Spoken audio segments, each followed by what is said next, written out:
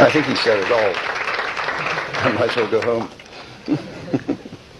I'm supposed to sit down, but I don't think I can talk very well sitting down.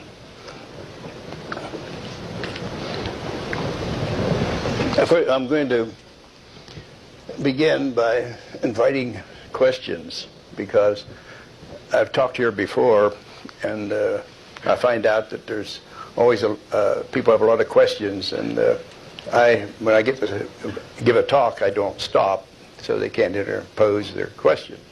So you might be interested maybe some people will not know what Zen is, or whether it's important or unimportant, and if you've read anything on it and you're curious about the procedures, I'll leave it open for questions. So that,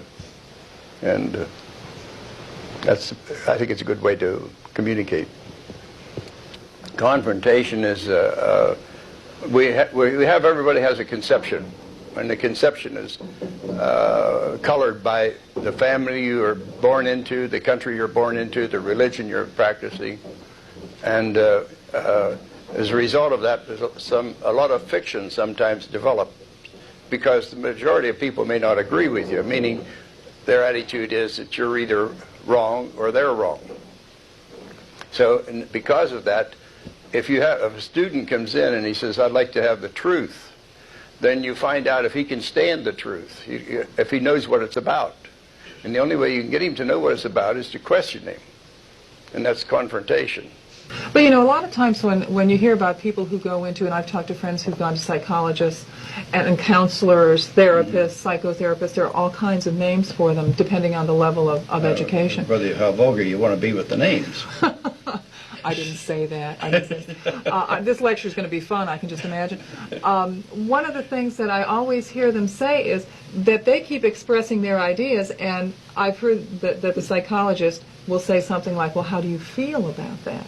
And what they're doing is they're this catalyst. They're making that person think and turn inward, or it sounds like that's what I'm getting from friends who, psychologists don't give opinions and say, you should do this, you should do that. I don't doubt a bit. There could be psychological systems. If you question the sick person enough, I'm reminded of a saying by an old Zen master, which surprised me when I read it. Someone approached him and he said, how do you deal with possession? See, possession isn't handled by our psychologists.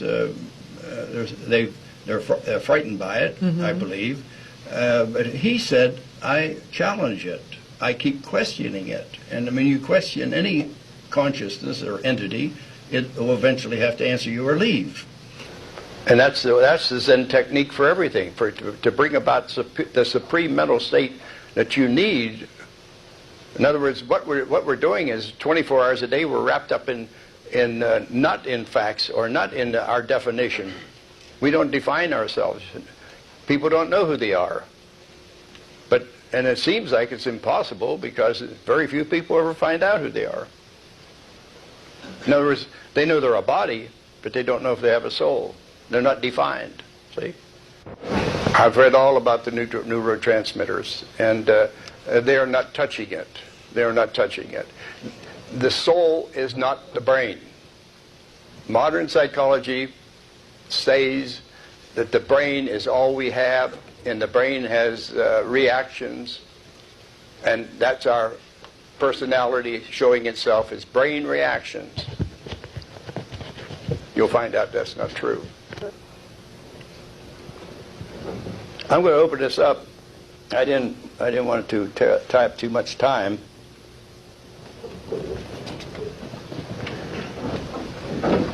But this is the relationship of the human soul to a thing that is called the absolute soul. Now, you can give other names to this, but this is the brain. See, this is the brain, down here's the body, and it's surrounded by what I call the Atman. This is the Atman. This is the human soul, the individual soul that walks with. He goes. It doesn't stay here. It stays with him in his body, or close to his body. So it isn't. It's detached from the eternal soul. And so this is the this is what happens. Now, when death occurs, this is where you find yourself. The body's gone. There is no death. There is no death. But there may be a dark period in which you don't know where you are.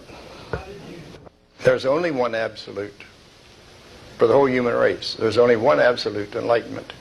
But the road, the hell they go through before is what is different. Now, I can tell you what you discover. That's the reason I made this thing up here. You know, the soul, the human soul, is in that. I drew that circle. It looks just like a crayon, but it's the best way I can figure. The human soul doesn't die, but it enters a larger soul. It enters a larger soul, and you're not disillusioned by any chance that you own the place when you get there. See what I mean? But this is the equivalent. We can use the word God. It's rather loosely, because no one shows up and says, I'm God. But you enter a larger soul dimension, and within that realm, you have power and activity. But what goes on after that, I didn't stay that long. See? Our soul merges with another soul, which we call God. But it is you. The physical you acquires nothing. But the person itself, that is the observer, is that which finds reality. And when it finds reality, then this game that we played, the body we left behind, are insignificant. Doesn't matter that much. Nobody knows there's life after death. They may say they believe it, but believing is talking to yourself and trying to convince yourself. Knowing it is something else. Knowing means you've got to walk across and back. You can't have preconceptions. This is the trouble. The reason people are not getting enlightened is because religion, all these religions are telling people to believe. You got it made. Just believe. You got it made. Nonsense. They haven't found out anything. See? Believe me, I've stuck my nose very deeply into the Christian religion. What makes you believe that you went out of your body and came back again? My mind was with me. My physical memory was still with me. And this is important, because if the brain is just a flob of flesh, you go unconscious. There's no way of regaining your consciousness if it's locked into this flesh alone. So that's the reason I put the one circle inside the other. The human mind has to go across. He has whole being has to be inside the soul of what we call God. We use that word God because we don't know, but we know we're encapsulated in something greater. And we can only operate within its environments the same as we can only operate in this place. You know, that's the reason when people were talking about trying to change people, make them, I think it's a waste of time, because there's a bigger burden up ahead, and that's each man saving themselves.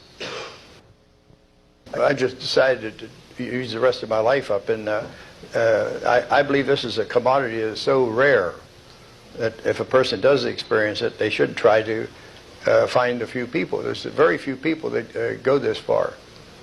And my idea is to, I believe that this is the true humanity. The true humanity is the mother helps the child, see? And we have to try to bring a better child into the earth than what we were. You know, a smarter child, a more aware of things. But if you do that, well, then you're going to try to get the best situation for that child. And the same way with the man. The man sees that he's brought people into the earth to die. That's all, just to die. There's no hope. There's no real proof. We can guess. We can hypnotize ourselves with all those suggestions ad infinitum. See, call on 1,000 saints for witnesses, but we know nothing and we die stupid. So when there's a chance that a person can be awake, this is what's more important. Are you a positivist? I don't know. How do you feel about